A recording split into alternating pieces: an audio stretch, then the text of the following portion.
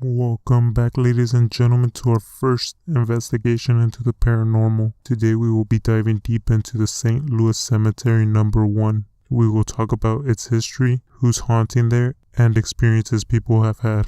Now sit back and let's get into it. Built in 1789 by the Spanish royal, the cemetery is the oldest one in New Orleans, but not the first. The first was St. Peter's Street Cemetery, but now St. Peter's is under the paved roads of the French quarters, below homes, with many of the coffins and bodies still there. It was built due to the city's population growing, and it was expected to be growing even more. The cemetery is still an active cemetery, so people can still be buried there, and you can still visit to this day. And for 200 years, people have been reporting strange sightings. Author Mark Twain has gone as far as nicknaming this cemetery the City of the Dead.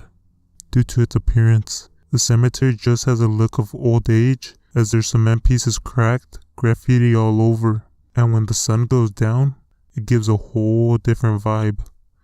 You can feel like someone is watching you. The tombs have a different look to scare you away.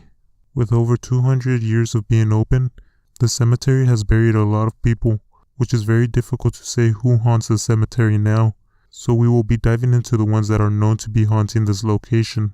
Mary LaVue, also known as Voodoo Queen, was born in 1801 and became the best fortune teller, which made her very popular in New Orleans during the 19th century. People from all over places would come to visit her and ask her for help. She has been spotted in many locations, like walking past her old home wearing bright clothes that she used to wear and the red and white turban tucked under her hair. In the cemetery, she is seen walking through her tombstones, and if you ignore her request to her religion, she will pinch, scratch, or throw you on the ground. It is also said if you go to her tombstone and mark it with 3X and make a wish, it will come true, but in return you have to come back and leave her a gift. Henry Vanes. Henry was a sailor that would be at the sea a lot. When he would come to New Orleans, he didn't have anywhere to stay. He was a nomad pretty much. So he made his home a local boarding house. He was also paranoid of important papers he would leave at home when he was at sea. The next time he would depart, he would ask the owner of the boarding house if anything should happen, that she would keep those papers safe. She swore with her life she would, and that he shouldn't worry at all. But right when Henry left, she sold those papers. They were paper documents to his family tomb. Upon his return, Henry found out what had happened. Poor Henry was never able to fix the issue when he took it to court. Right after, Henry became very ill and would eventually pass away. And without a tomb anymore, Henry was placed in an unnamed grave in the pauper section. Although Henry was laid to rest a century ago, his ghost is still seen wandering the cemetery.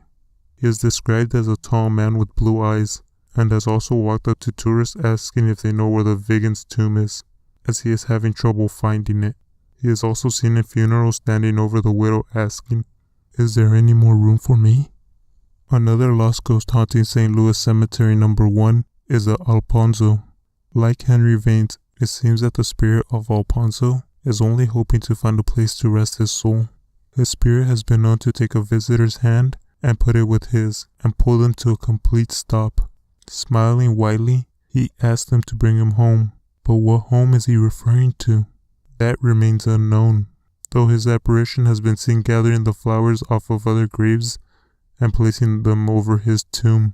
It is thought that Alfonso may have been murdered or betrayed by someone on the Pinnet family, for every time a visitor steps near the Pinnet family tomb, Fonzie warns them to stay away from that tomb. There have been many more encounters than this, and many more spirits haunting the cemetery. The spirits are known to take form as real human, making simple conversations with people, so be careful if you go, because you don't know if the person you're talking to is really dead. And just like that, we conclude the St. Louis Cemetery haunted. Thank you for joining me as we looked into this haunted and crazy cemetery. As always, like and subscribe to stay tuned for the next video. And just like that, Mystery Hunters out.